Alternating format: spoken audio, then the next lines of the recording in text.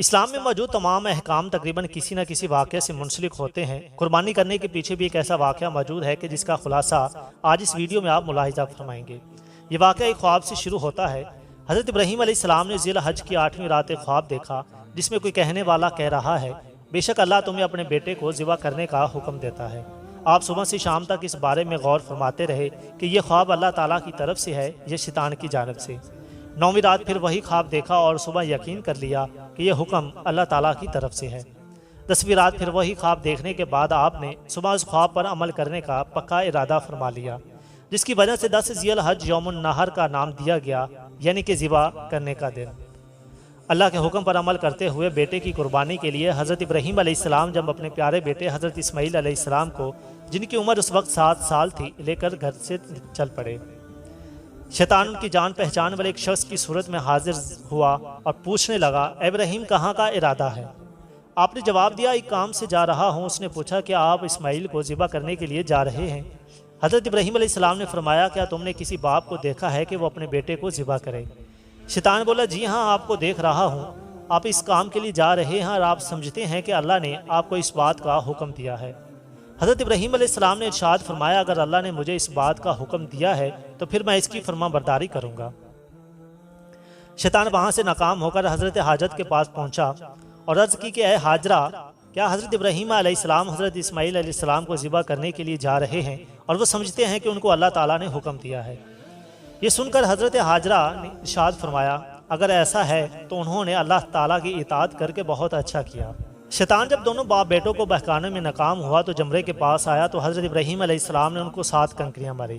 پھر شیطان دوسرے جمرے کے پاس پہنچا تو حضرت ابراہیم علیہ السلام نے وہاں پر بھی ان کو 7 کنکریاں ماری۔ پھر شیطان تیسرے جمرے پر پہنچا تو وہاں پر بھی حضرت ابراہیم علیہ السلام نے ان کو 7 کنکریاں ماری۔ شیطان کو 3 مقامات پر کنکریاں مارنے کی یاد باقی رکھی گئی ہے اور آج بھی حاجی ان تینوں جگہوں پر کنکریاں مارتے ہیں۔ حضرت ابراہیم علیہ السلام جب حضرت اسماعیل علیہ السلام کو لے کر کوہ صبیر پر پہنچے تو انہیں اللہ کے حکم کی خبر تھی، جس کا ذکر قرآن کریم میں ان الفاظ میں موجود ہے، اے میرے بیٹے، میں نے خواب دیکھا، میں تجھے ذبح کرتا ہوں، اب تو دیکھ تیری رضا کیا ہے؟ جس پر حضرت اسماعیل علیہ السلام نے ارشاد فرمایا، اے میرے باپ، کیجئے جس بات کا آپ کو حکم ہوتا ہے، خدا نے چاہا تو قریب ہے کہ آپ مجھے صابر پائیں گے۔ یہ فیضان نظر تھا یا کہ مکتب کی کرامت؟ سکھائے کس نے اسماعیل کو آداب فرزندی؟ معزز سامعین، پھر جس طرح حضرت اسماعیل علیہ السلام نے کہا تھا ان کو اسی طرح باندھ دیا گیا۔ اپنی چھری تیز کی، حضرت اسماعیل علیہ السلام کو پیشانی کے بل لٹا دیا، ان کے چہرے سے نظر ہٹا لی اور ان کے گلے پہ چھری چلا دی۔ حضرت ابراہیم علیہ السلام نے جب حضرت اسماعیل علیہ السلام کو ذبح کرنے کے لیے زمین پر لٹا دیا تو اللہ کے حکم سے حضرت جبرائیل علیہ السلام بطور فدیہ جنت سے ایک مینڈا لیے تشریف لائے اور دور سے اونچی آواز میں فرمایا، اللہ اکبر، اللہ اکبر۔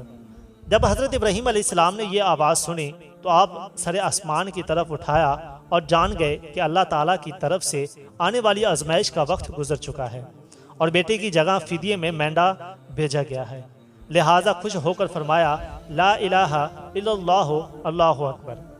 جب حضرت اسماعیل علیہ السلام نے سنا تو فرمایا، اللہ اکبر وللہ الحمد۔